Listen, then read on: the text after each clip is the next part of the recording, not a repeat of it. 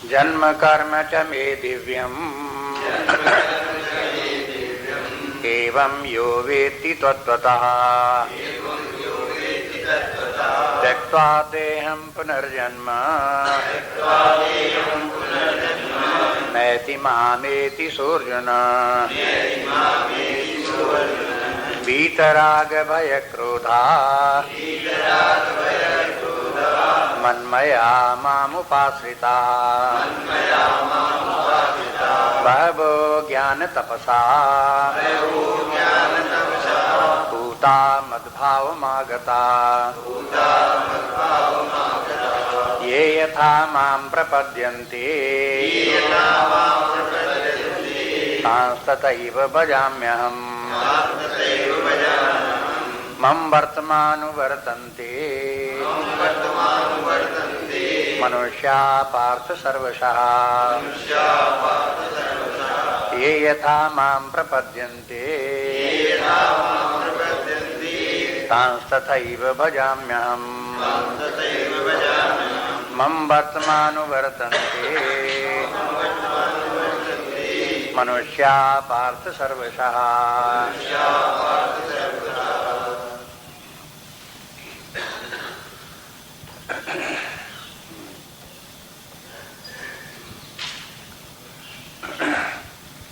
नवें 10वें श्लोक में कल देख रहे थे आध्यात्मिक साधना की रूपरेखा, जो विभिन्न क्रम है साधना का, एक के बाद एक वो भगवान ने बता दिया। अपना उदाहरण दे करके बताया कि जैसे मैं कर्म करता हूँ, इसी प्रकार से इसको तत्वता जान करके जो व्यक्ति कार्य करता है, यानी निष्काम कर्म योग करता है, वो अंत में मुझको ही प्राप्त हो जाता है। मामेति, मुझको ही प्राप्त हो जाता है। मद भाव मागता, मेरे भाव को प्राप्त हो जाता है। इससे मालूम होता है कि मनुष्य कहाँ तक विकास कर सकता है, वो परमात्मा भाव को प्राप्त कर सकता है। परमात्मा भाव के माने क्या है?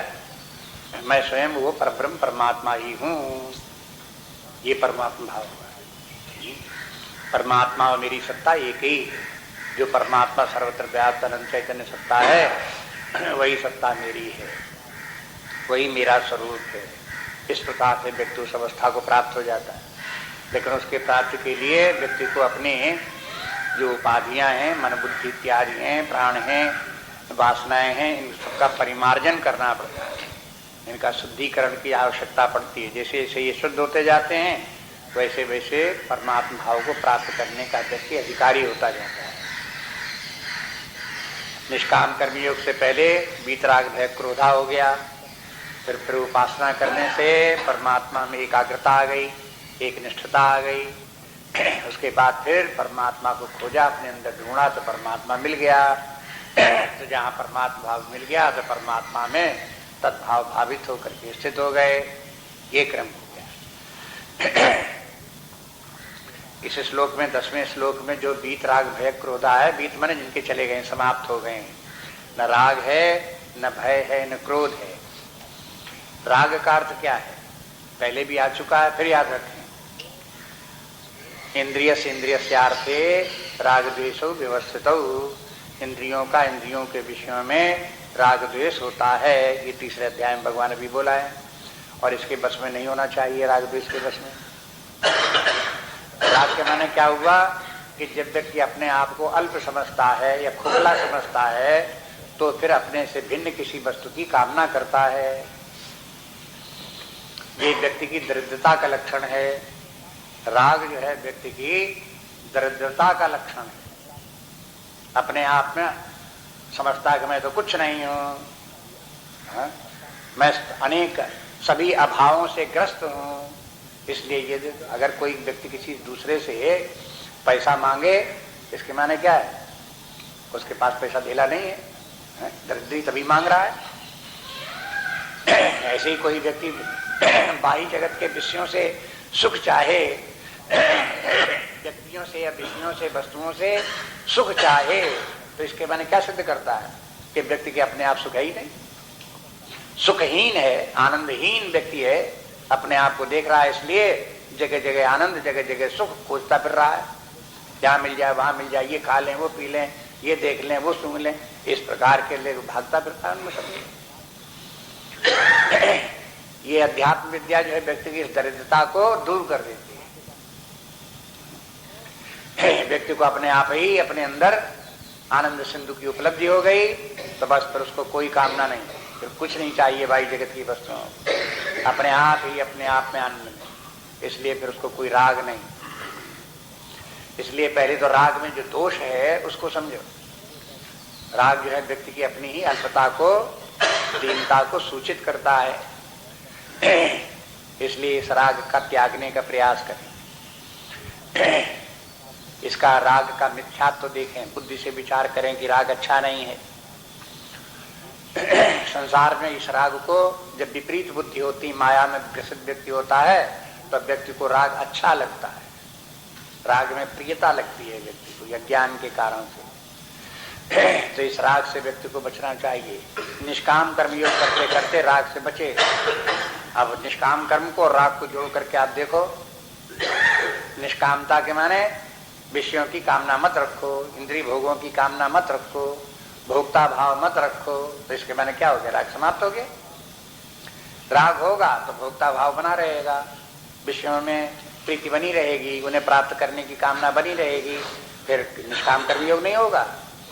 माने निष्काम कर्मयोग के माने है अन्य प्रकार से कहें तो राग से मुक्त होना है। और जो व्यक्ति राग से मुक्त है वो उसे वैराग्य प्राप्त हो गया। राग के पीछे लगा दो भाई वैराग्य, विरक्त हो गया। वैराग्य तभी हो जब राग न हो। तो ये अवस्था व्यक्ति को निष्काम कर्मयोग का नित्य नित्य के अभ्यास से आती है। कहीं किसी वस्तु में राग नहीं, कहीं किसी व्यक्ति में राग नहीं, यहाँ पे शरीर में राग नहीं। शरीर के ही राग के कारण से अनेक राग उत्पन्न होते हैं। जहाँ समझता व्यक्ति के शरीर की रक्षा होगी, उसमें भी उसका राग हो जाता है। जब पहले शरीर में राग, और फिर जब जानता है कि शरीर की रक्षा कहाँ से होगी, किसके अधीन रह करके होगी, पैसे के अधीन होगी, किसी व्यक्ति के अधीन होगी, तो उसमें राग हो जाए।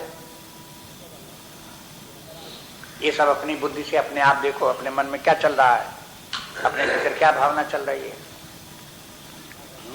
अपने शरीर में राग है तो शरीर की रक्षा करने वाले में भी राग हो गया, और ये राग है तो फिर वैराग्य नहीं। लेकिन अगर चाहते हैं आध्यात्मिक विकास करके परमात्मा तक पहुंचना चाहते हैं तो इस राग से छुटकारा हो। ये क्या प्रमाण कि हम में राग है या नहीं है?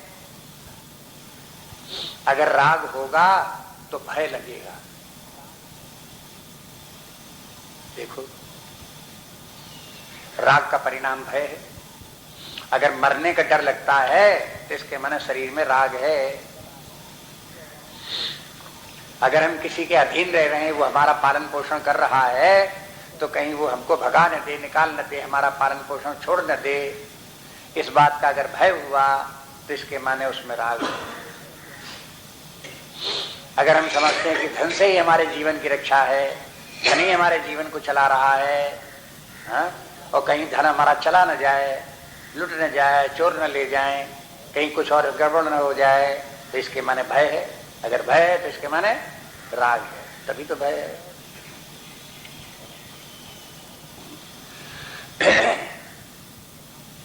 तो ये सब विकार है। मानसिक राग एक विकार है। राग से फिर कामना है, कामना से फिर भय भी है, और क्रोध भी है। क्रोध भी इसी देख लो, जहां वस्तु की कामना होगी, जहां वस्तु में राग होगा, उसमें बीच में कहीं कोई बाधा पड़ती है तो व्यक्ति को क्रोध आता है। कहीं कोई व्यक्ति कुछ वस्तु को प्राप्त करने के लिए प्रयास कर रहा है और दूसरे व्यक्ति ने उसमें बाधा डाल दी, तो उसके ऊपर क्रोध आने लगे। क्रोध भी प्रतिहत कामना ही क्रोध बन जाती है। राग से उत्पन्न कामना, और कामना में पड़ी बाधा, तो बाधा के बाद परिणाम क्या हुआ? क्रोध आ गया। ये सब देखना चाहिए कि बुद्धि में, मन में, अपने भीतर क्रोध आदि वृत्तियां क्यों उत्पन्न होती हैं, उनके पीछे क्या समस्या है। ये विकार, मानसिक विकार चुपचाप अपने भीतर मन में बैठे रहते हैं और वही प्रकारांतर रूप से समय समय पर प्रकट होते हैं। लेकिन जिन लोगों को अपने भीतर देखने की सामर्थ्य नहीं है, कभी विचार नहीं किया कि मन कैसे काम करता है, कैसे मानसिक विकार होते हैं। वे लोग इधर ध्यान नहीं देते। क्रोध होता तो करते रहते हैं क्रोध बस, भय होता तो भयभीत बने रहते हैं। तो शास्त्र लोगों को सावधान भी करता, सचेत करता है कि जो तुम क्रोध की समस्या में पड़े हुए हो, इसका कुछ कारण है, उसको समझो और इससे छुटकारा पाओ। क्रोध कोई सुखदाई नहीं, भय कोई सुखदाई नहीं, राग भी सुखदाई नहीं है, लेकिन राग सुखदाई लगता है, भय तो सुखदाई लगता भी नहीं है, क्रोध तो सुखदाई लगता भी नहीं है। यहां पर ये राग का जो असली रूप है, कामना का जो असली रूप है, भय में और क्रोध में आकर के प्रकट हो जाता है। ये राग हो या कामना हो, जिस वस्तु में राग हो उस वस्तु की कामना हो। तो माने जहां वस्तु में राग के माने उसमें प्रियता हुई, तो प्रियता जिस समय होती तब तो अच्छा लगता है, और कामना होती तब तक थोड़ा थोड़ा अच्छा लगता है, और कामना के साथ ही थोड़ा थोड़ा बुरा भी लगने लगता है। काम्य पदार्थ नहीं प्राप्त हो रहा है तो उसकी और कामना जो है वो व्यक्ति को दुख उत्पन्न करने लगती है। लेकिन कामना में दुख प्रच्छन्न रहता है, दुख वहां भी रहता है, लेकिन वही कामना जब भय के रूप में, भय का रूप धारण कर लेती है तो साफ दुख दिखाई देने लगता है। वही कामना जब क्रोध का रूप धारण कर लेती है तो साफ दुख दिखाई देने लगता है, प्रकट हो जाता है उसका रूप। आप पढ़ते हो कि निशाचर, निशाचर जैसे उदाहरण ले लो, मारीच निशाचर है, उसने हिरण का रूप धारण कर लिया, सोने का मृग, तो बड़ा अच्छा लगा देखने में, सोने का हिरण बड़ा प्रिय लगा, बड़ा सुंदर लगा। तो उसमें प्रियता जो है राग हो गया, तो राग हो गया तो उसको प्राप्त करने की कामना हुई कि नहीं हुई? हाँ, ये सोने का मृग मिलना चाहिए, तो कामना हो गई।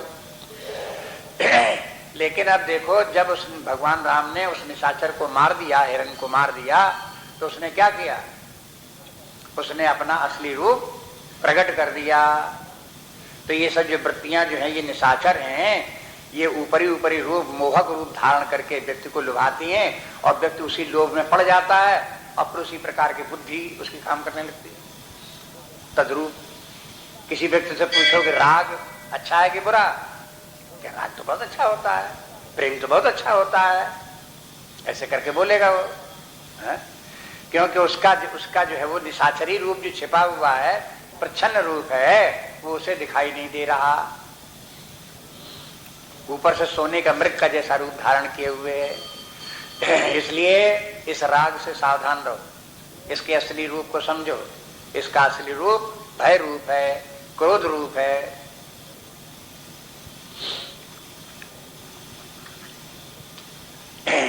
तो यहाँ पर ये पहले तो ये मानसिक विकारों से छूटो। ये सत्वगुणी व्यक्ति जो होते हैं उनमें ये सब विकार समाप्त हो जाते हैं। जब तक रजोगुण की अधिकता रहेगी, तमोगुण की अधिकता रहेगी, तब तक मन में ये विकार रहते हैं।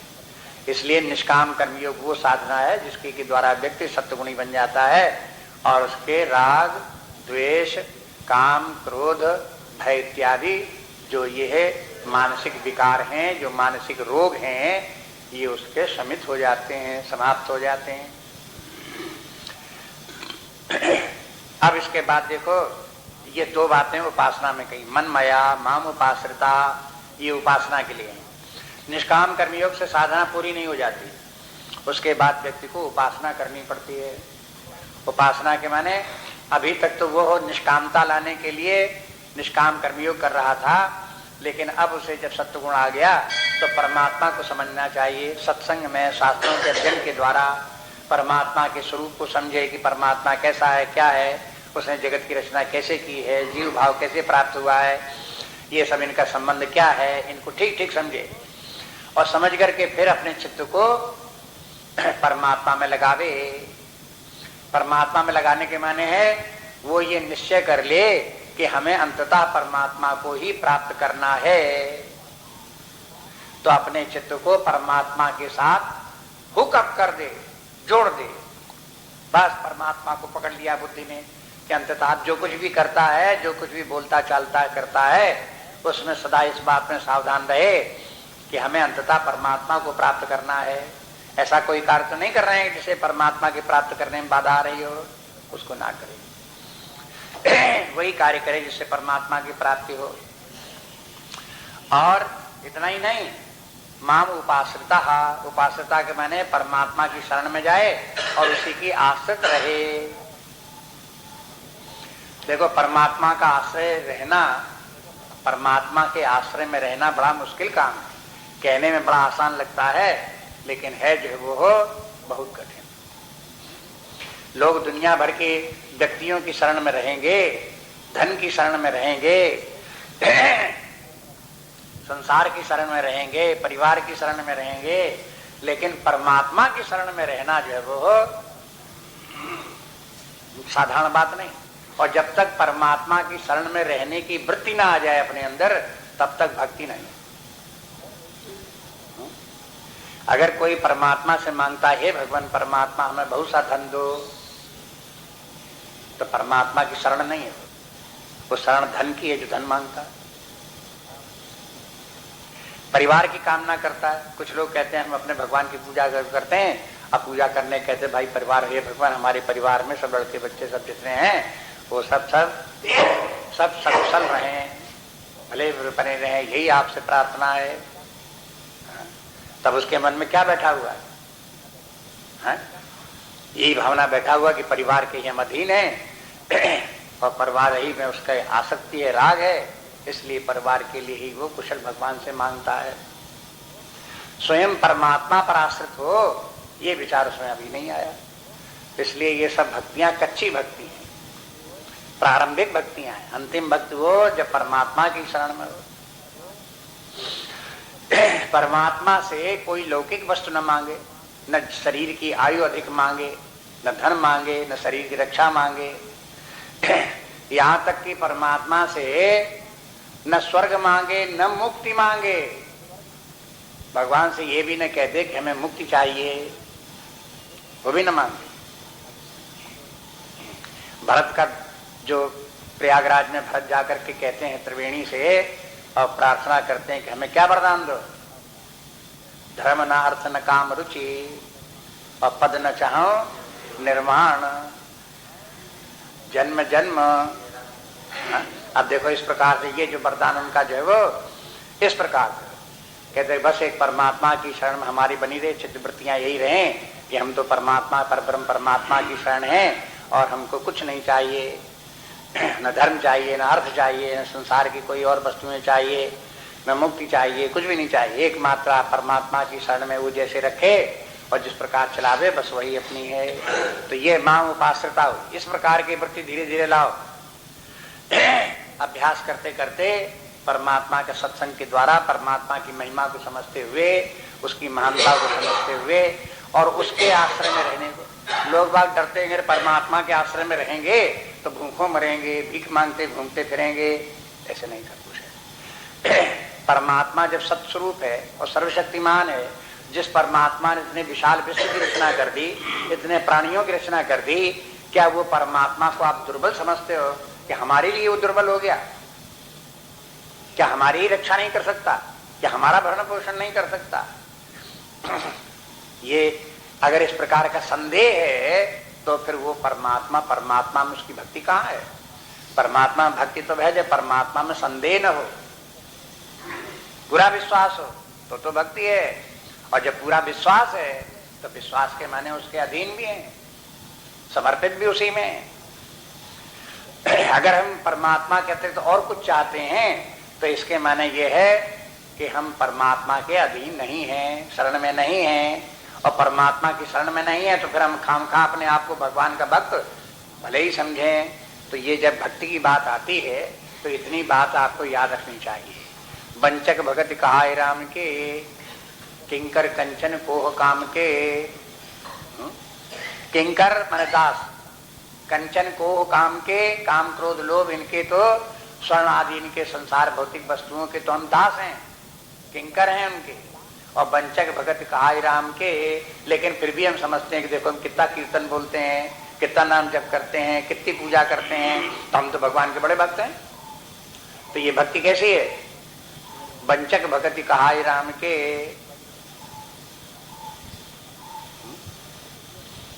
इसलिए अपने ये तो सब बातें ऐसी हैं कि किसी दूसरे की नहीं देखी जा सकती। अपने आप ही अपनी परीक्षा करके देखो, अपने हृदय में देखो कि हमारी आंतरिक दशा क्या है, हमारी भक्ति किस प्रकार की है, हमें परमात्मा में कितना विश्वास है। संसार में जो लोग ये कहते हैं कि मुझे परमात्मा में बड़ा विश्वास है, बड़ा विश्वास है, उनको ही विश्वास नहीं है। बड़ा विश्वास कहने वाले भी परमात्मा की शरण में नहीं रह सकते, तो फिर क्या विश्वास है। मोर दास कहा नरे आशा, करे तो कहो कहा विश्वासा। भक्त तो हमारे कहलाते हैं और शरण दूसरी की खोजते फिर रहे हैं। तो ये कोई हमारे ऊपर विश्वास का लक्षण है? कोई विश्वास का लक्षण है। इसलिए जो ये भक्ति का स्वरूप समझे। भक्ति के माने दो चीजें भगवान ने बता दी। एक तो चित्त परमात्मा से हुक्ड अप हो, माने परमात्मा से जुड़ा हो। एकमात्र अंतिम लक्ष्य जीवन का यही परमात्मा ही प्राप्त होना है। और उसके परमात्मा का अतिरिक्त जीवन में हमें कहीं कुछ नहीं चाहिए, मनमया। और दूसरी बात, जब परमात्मा ही चाहिए तो परमात्मा ही सर्वत्र विद्यमान है, वही हमारी रक्षा कर रहा, चला रहा जीवन को।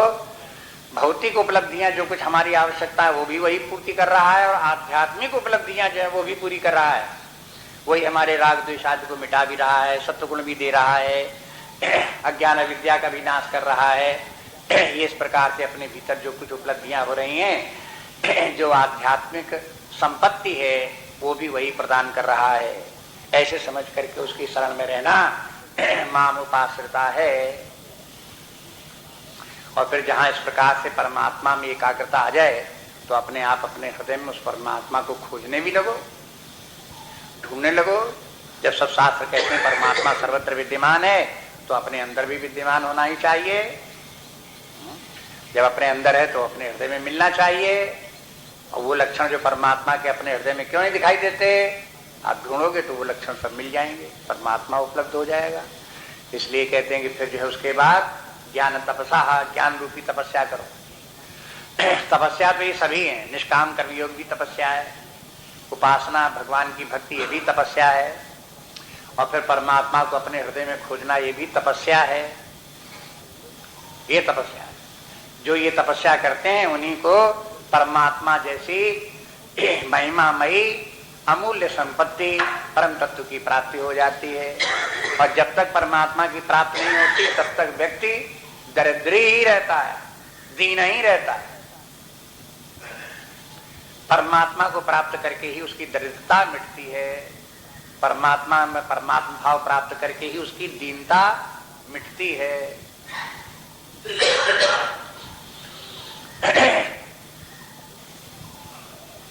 इसलिए जहां जब तक दीनता रहेगी तब तक दुख देगी, दरिद्रता रहेगी तब तक दुख देगी।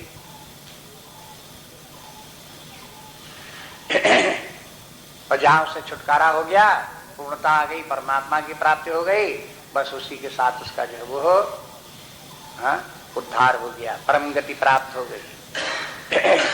बस फिर उसको कोई दीनता नहीं, दरिद्रता कोई नहीं, पूर्णता प्राप्त, परमानंद की प्राप्ति, और वो सर्वत्र विद्यमान है।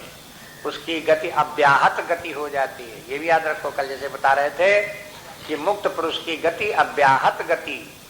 अव्याहत गति के माने विदाउट एनी रेस्ट्रिक्शन, ही मे गो एनीवेयर।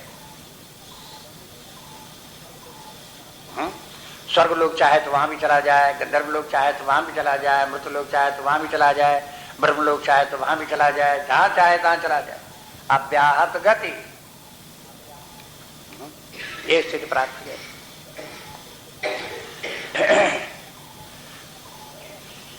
अब देखो यहां पर भगवान जो है वो मनमया माम उपाश्रिता जो बात थी उसको भगवान थोड़ा सा अगले श्लोक में 11वें श्लोक में विस्तार करते हैं कि देखो बहुत से लोग मेरी उपासना करते हैं, बहुत से लोग मेरी शरण में आने का प्रयास भी करते हैं, लेकिन वो नाना प्रकार के भाव लेकर के आते हैं। जो जैसा ही भाव लेकर के आता है मैं उसको उसी प्रकार से मिलता हूं। कहते हैं ये यथा माम प्रपद्यन्ते, कि जो मेरी प्रपद्यन्ते माने जो मेरी शरण में आते हैं, जो व्यक्ति मेरी शरण में जैसे आते हैं तांस तथैव भजाम्यहम्, मैं उनका उसी प्रकार से भजन करता हूं माने वैसे ही मिलता हूं। प्रपद शब्द है संस्कृत का प्रपद, प्रपद से बन गया प्रपद्यन्ते। प्रपद, प्रपद के माने है अब पैर, पद के माने पैर, और प्रपद माने पैर का आगे वाला हिस्सा, जैसे पंजा कहलाता ना, पैर का पंजा, हाथ का पंजा। तो जो पैर का पंजा है वो उसको संस्कृत में बोलेंगे प्रपद। और प्रपद्यन्ते फिर क्या हुआ? हाँ, पैर के आगे के पंजे को, भगवान के पैर के आगे के पंजे को जो पकड़ ले,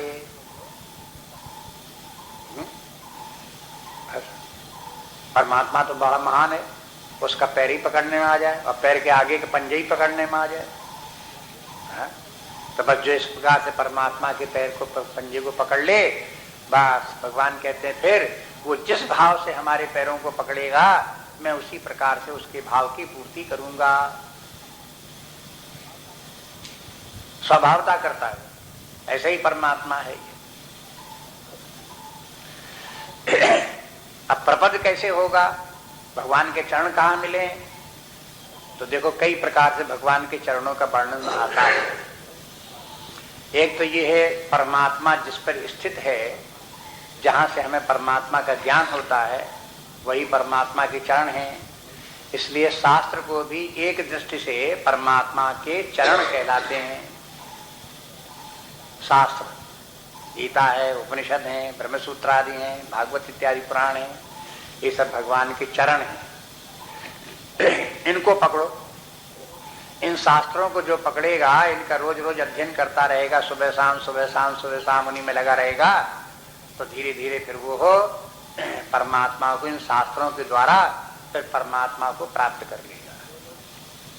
और जो लोग शास्त्र के पास नहीं जाते, उसको छूते नहीं, उससे डर लगता है, उनको भागते हैं, वे फिर परमात्मा से को प्राप्त नहीं करते। इसलिए जो परमात्मा को प्राप्त करना चाहें उन्हें शास्त्र में प्रीति प्राप्त करनी चाहिए।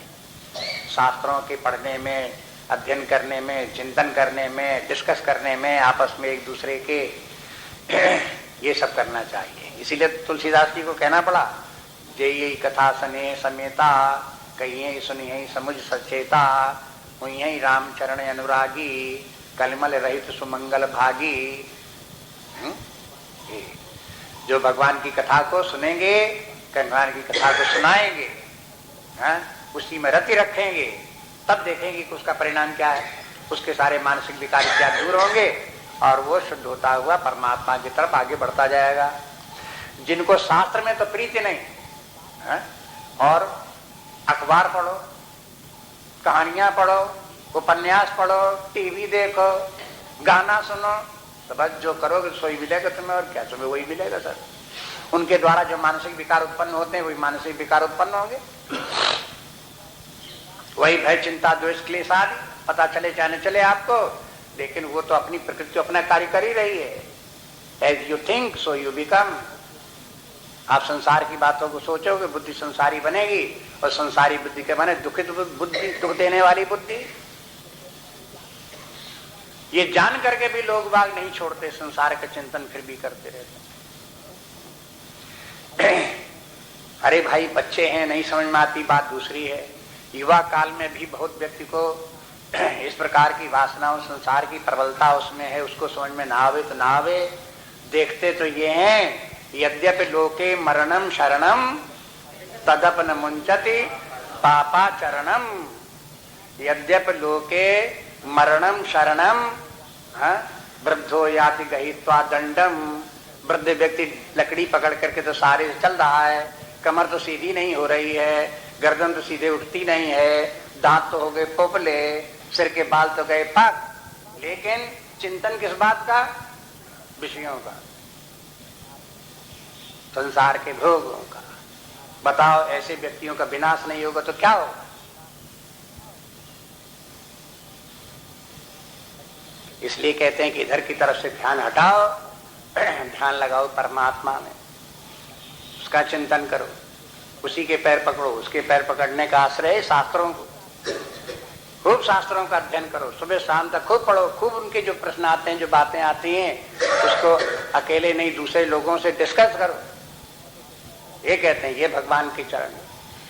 और फिर ऐसा करते करते बाद में ये पता चल जाएगा कि जब देखो ध्यान में बैठोगे तो अपने हृदय में जब देखो कि अपने मन बुद्धि की जो वृत्तियां पहचान में आ जाएं और उन वृत्तियों का प्रकाशक चैतन्य पहचानने में आ जाए, तो समझ लो जो साक्षी चैतन्य है वो परमात्मा का चरण है।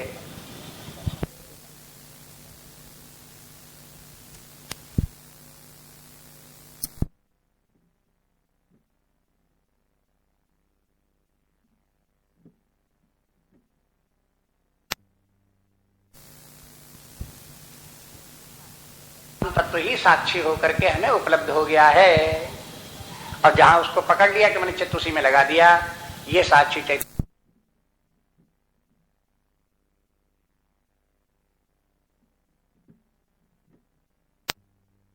अपनी सत्ता है। ये साक्षी तो है ही है वृत्तियों का। अगर वृत्तियां न भी हों, वृत्तियां शांति भी हो जाए, तो भी ये साक्षी अपनी सत्ता से स्वयं प्रकाश स्वरूप होकर के फिर भी विद्यमान है। ऐसा जो साक्षी है वही अपना स्वरूप है। बस उसको पकड़े रहेंगे, साक्षी को भूलेंगे नहीं, तो वो साक्षी ही आपको आत्म तत्व की उपलब्धि करा देगा, सर्वात्म भाव की उपलब्धि करा देगा, परमात्म भाव की उपलब्धि करा देगा, ब्रह्म भाव की उपलब्धि करा देगा।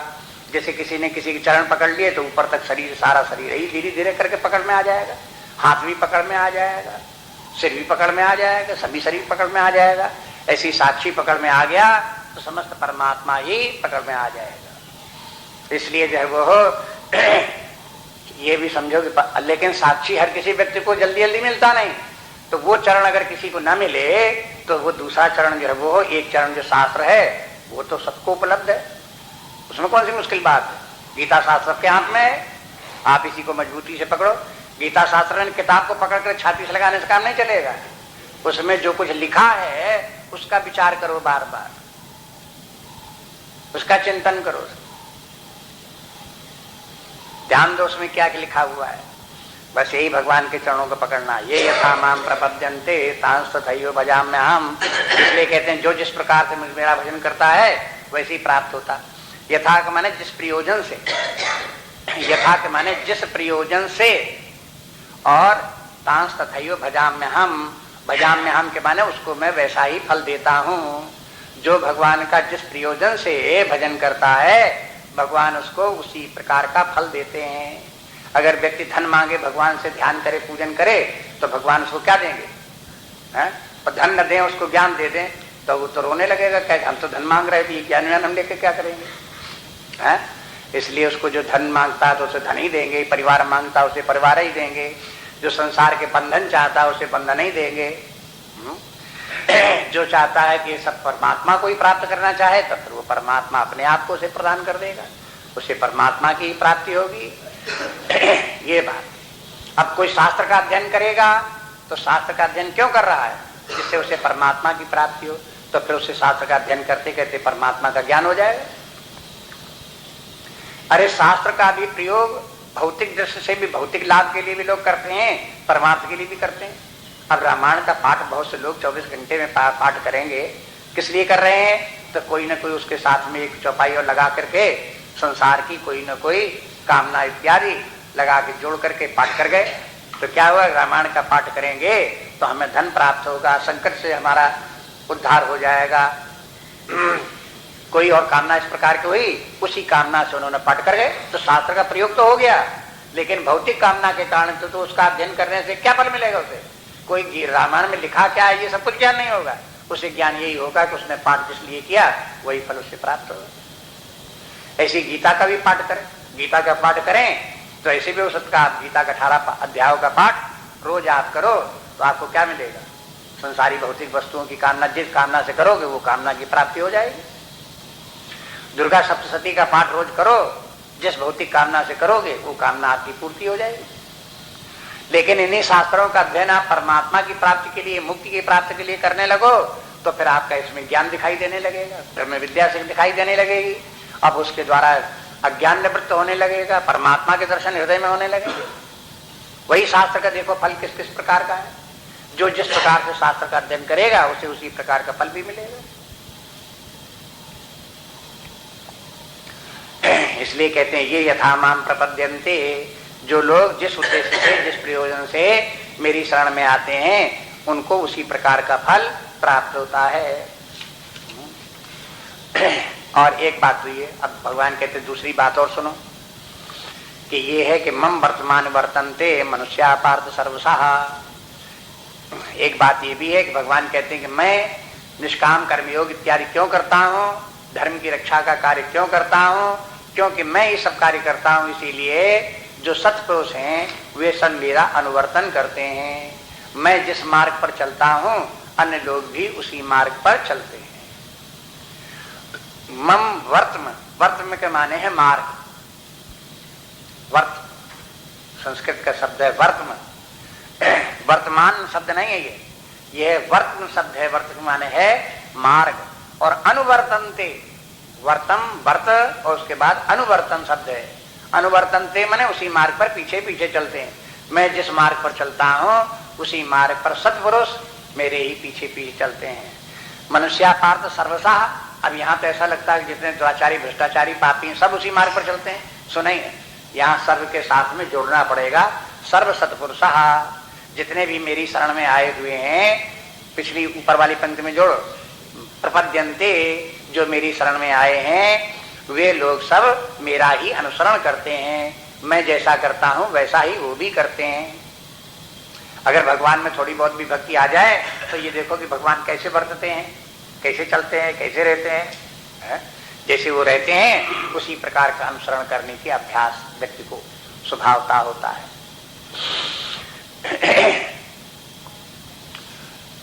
भक्ति शब्द ऐसा है, एक प्रकार से भक्ति जो है अनेक भावों का पुंज है। भक्ति, भक्ति में जिसके प्रति हमारी भक्ति होती है उसमें पूज्य भाव होता है, जिसमें हमारी भक्ति होती है उसमें प्रेम भाव होता है, जिसमें हमारी भक्ति होती है उसमें शरणागत का भाव होता है, जिसमें हमारी भक्ति होती है उसके आश्रित रहने का भाव होता है, और जिसमें हमारी भक्ति होती है वैसा ही बनने का भाव भी होता है। इतने भाव भक्ति भाव में जुड़े हुए, माने इतने भावों का, एक भाव, दो भाव, तीन भाव शब्द हैं, ये सबको प्लस प्लस प्लस करते चले जाओ तो एक शब्द में क्या कहोगे? भक्ति। जैसे गुरु भक्ति है, गुरु भक्ति माने गुरु में प्रेम, गुरु में आदर भाव, तभी तो होगी भक्ति, गुरु में आदर भाव। फिर गुरु की शरणापन्नता, शरणापन्नता माने वो जैसे कहे वैसे रहो, उसकी आज्ञा का पालन, तब गुरु भाव उसमें है। और फिर ये भी अंत में है कि जैसा गुरु है वैसे ही हम भी बन जाएं, ये भाव भी तो होगा, तब वो भक्ति पूरी होगी। ऐसे भगवान की भक्ति है तो जैसा भगवान है वैसे ही हम भी हो जाएं, माने परमात्मा भाव हमको प्राप्त हो जाए। ये भी इम्प्लाइड है भक्ति में। जब भक्ति की भावना को विश्लेषण करो तो इतने तत्व उसमें भाव अपने अंदर उपलब्ध होंगे, इन सबको मिला करके भक्ति है। इसलिए कहते हैं कि वो फिर व्यक्ति जो है वो हो मम वर्तमान वर्तनते के माने जैसा परमात्मा है वैसे ही बरतना। सारा संसार चाहता है कि परमात्मा स्वरूप को ही हम प्राप्त कर लें। तो साधारण सा अर्थ तो ये है कि मनुष्य सर्वशः मनुष्य, माने सभी मनुष्य अंततः परमात्मा को प्राप्त करना चाहते हैं और परमात्मा के ही मार्ग पर चलते हैं। लेकिन आप कहो कि जो दुराचारी भ्रष्टाचारी हैं, पापी हैं, जो परमात्मा की सत्ता को भी स्वीकार नहीं करते, वे परमात्मा के मार्ग पर कहाँ चलते हैं? तो देखो ध्यान दो तो वो भी चलते हैं, लेकिन उनको मालूम नहीं। चाहे जितना व्यक्ति बिगड़ा हुआ खराब व्यक्ति हो, आप उसको दोषी समझते हो, दुर्गुणी समझते हो, उससे जब पूछोगे तुम जीवन में क्या चाहते हो, तुम्हारे जीवन का क्या लक्ष्य है, तो भले ही वो संसार की कोई न कोई वस्तु, धन संपत्ति इत्यादि कुछ बता दे, इंद्रिय भोग विषय के पदार्थ बता दे, लेकिन वो उससे कहो कि तुम इन वस्तुओं को क्यों चाहते हो, अरे कहा उसमें बड़ा मजा, बड़ा आनंद है। अंत में व्यक्ति को कहना पड़ेगा कि हम आनंद की खोज में हैं, हम सुख की खोज में हैं। जो सुख की खोज में है वो किसे चाहता है? परमात्मा को चाहता है। लेकिन वो भटक गया है, जहां परमात्मा है उस दिशा में परमात्मा को नहीं खोज रहा है, दूसरी दिशा में भटक रहा है। इसलिए कोई भी ये समझे कि हम परमात्मा को नहीं मानते, वो उसकी अपनी दुर्बुद्धि है। मानता वो भी है, न मानता हो तो कोई व्यक्ति आत्मा आनंद की खोज क्यों करे? यदि आनंद ही परमात्मा है, कोई व्यक्ति दुनिया में ऐसा मिले ये कहे कि मैं आनंद नहीं चाहता, मैं तो दुखी रहना चाहता हूँ, मैं तो दुखी रहना चाहता हूँ, 24 घंटे में दुखी ही बना रहूं, मैं यही चाहता हूँ, तो भले कह दो कि भाई ये निरीश्वरवादी है, ये परमात्मा को नहीं चाहता। लेकिन भला ऐसा हो कहां सकता है? असंभव। नेचुरल बात है, व्यक्ति की दुख नहीं चाहता, आनंद ही चाहता है। अब आनंद परमात्मा के जहां आनंद है वहां पाएगा नहीं, जहां नहीं आनंद वहां ढूंढेगा, ये उसकी मूढ़ता है। ऐसी मूढ़ता या मन की तजी हरि राम भगत सुर सरिता आस करत ओस कन की। ऐसी मूढ़ता या मन की, इस मन की ऐसी मूढ़ता है कि परिहर राम भगत सुर सरिता, भगवान राम की भक्ति जो है वो तो गंगा की नदी की तरह से शुद्ध पवित्र जल की धारा है, उसकी तरफ तो जाता नहीं। आस करत ओस कन की, विषयों की कामना जो है वो ओस के कण के समान, उनकी कामना करता है बस। लेकिन चाहता तो यही कि प्यास वो भी चाहता कि हमारी मुझे आनंद प्राप्त हो, बस इतना अंतर है और क्या। इसलिए कहते हैं मम वर्तमान वर्तन्ते मनुष्या पार्थ सर्वसा। अगला श्लोक भी कहते कांचन्ता कर्मणाम सिद्धिम यजन्ति हि देवता क्षिप्रमि मानुषे लोके सिद्धिर्भवति कर्मजा। कांक्षन्ता कर्मणाम सिद्धिम यजन्ति हि देवता क्षिप्रमि मानुषे लोके सिद्धिर्भवति कर्मजा। अब मान लो पिछला श्लोक भगवान बोले तो चाहे समझो अर्जुन ने पूछ लिया हो और चाहे भगवान स्वयं समझते हो कि अब अर्जुन ये पूछेगा, या दूसरे लोग जब इस श्लोक को सुनेंगे तो पूछेंगे, क्या पूछेंगे? अगर ऐसा है तो सब लोग परमात्मा की शरण में क्यों नहीं जाते? क्यों नहीं परमात्मा को प्राप्त करके परमानंद की प्राप्ति सब लोग क्यों नहीं कर लेते? तो इस प्रश्न का उत्तर है ये श्लोक, इसलिए नहीं कर लेते। कहते कांक्षन्ता कर्मणाम सिद्धिम, व्यक्ति ये कर्म के द्वारा अपनी इच्छाओं की पूर्ति लोग चाहते हैं, इसलिए यजन्ति ये देवता, इस लोक के निम्न स्तर के जो देवता हैं उन लोगों देवताओं की वे लोग पूजा करते हैं। क्षिप्रमि मानुषे लोके, बात यह है कि इस मनुष्य लोक में शीघ्र ही सिद्धिर्भवति कर्मजा, कर्म के द्वारा व्यक्ति को सिद्धि जल्दी प्राप्त हो जाती है।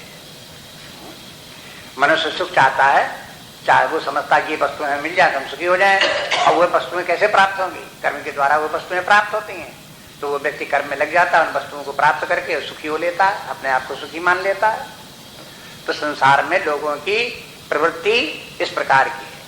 अब देखो इसमें इस श्लोक में आप देखेंगे तो जो शास्त्र के मूल सिद्धांत हैं उन्हीं का एप्लीकेशन है। मूल शास्त्र का सिद्धांत क्या है? कर्म के द्वारा अप्राप्त वस्तु ही प्राप्त होती है।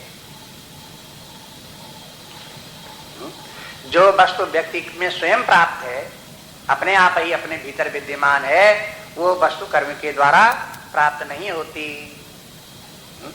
अगर वो कोई वस्तु अपने को प्राप्त है लेकिन हमें मिल नहीं रही है हमारे पास, लेकिन हमारे पास हमें मिल नहीं रही है, तो वो ज्ञान से प्राप्त होगी। जहां ज्ञान हो जाएगा ये रही यहां पर रही है, तो बस उसको उसकी प्राप्ति हो गई।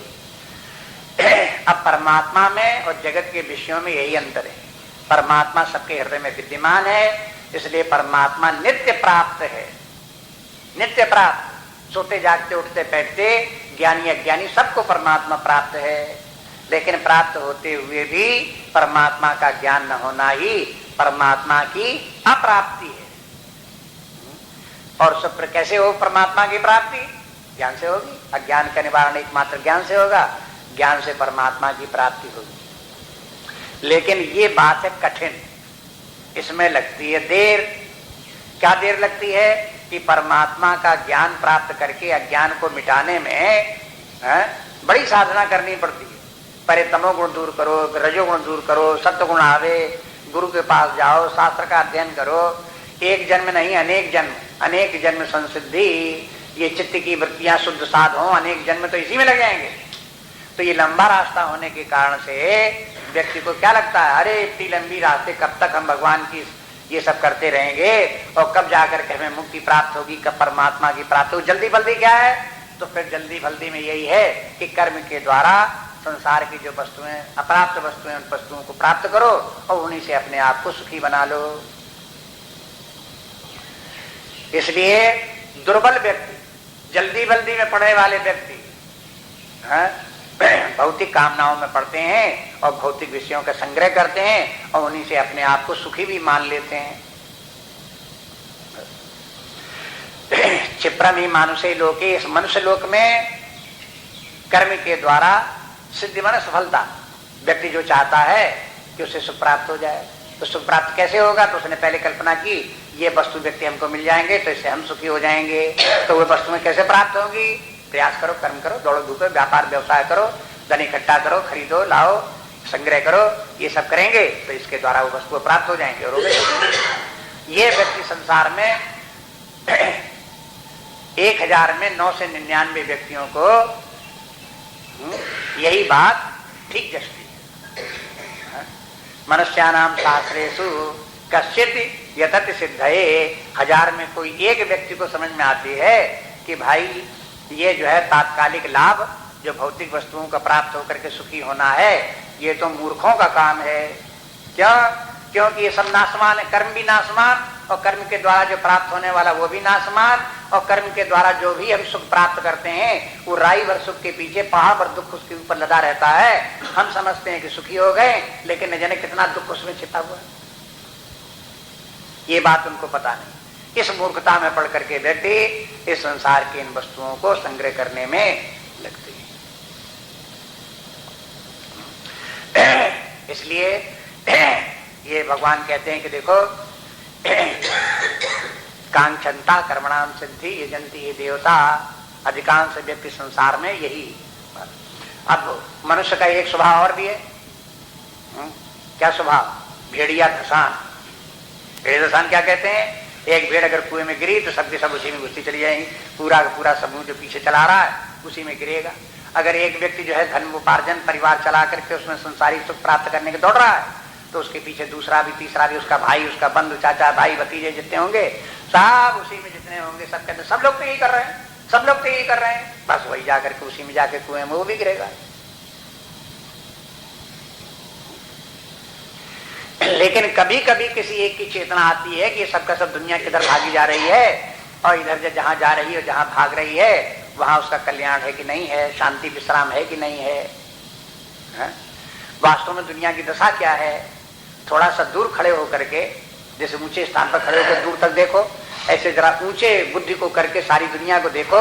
क्या सारे संसार में सब व्यक्ति जो जिस प्रकार से कार्य में लगे हुए हैं, धन संचय इत्यादि कर रहे हैं, परिवार इत्यादि चला रहे हैं, सब आनंद में हैं कि रोते दिखाई देते हैं?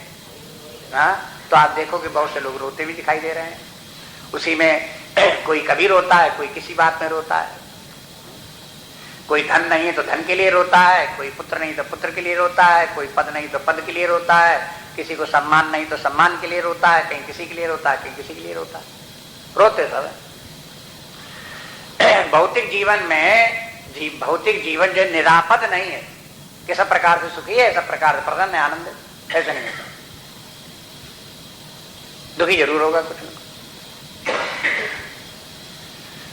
एक महात्मा ने बताया कि जब हमारे पास कोई व्यक्ति आता है तो हम पहले ही समझ लेते हैं कि संसारी व्यक्ति है, पारिवारिक व्यक्ति है, इसको कोई ना कोई अभाव जरूर होगा और कोई ना कोई दुख जरूर होगा।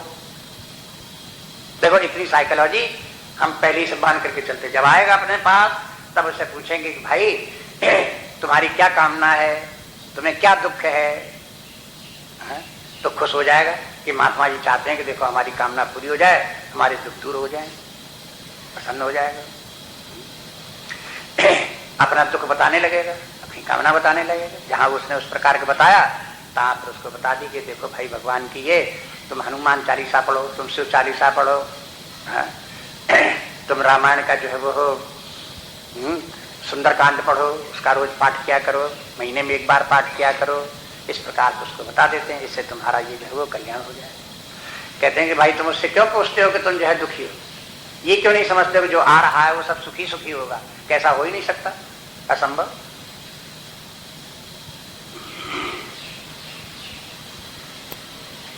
बस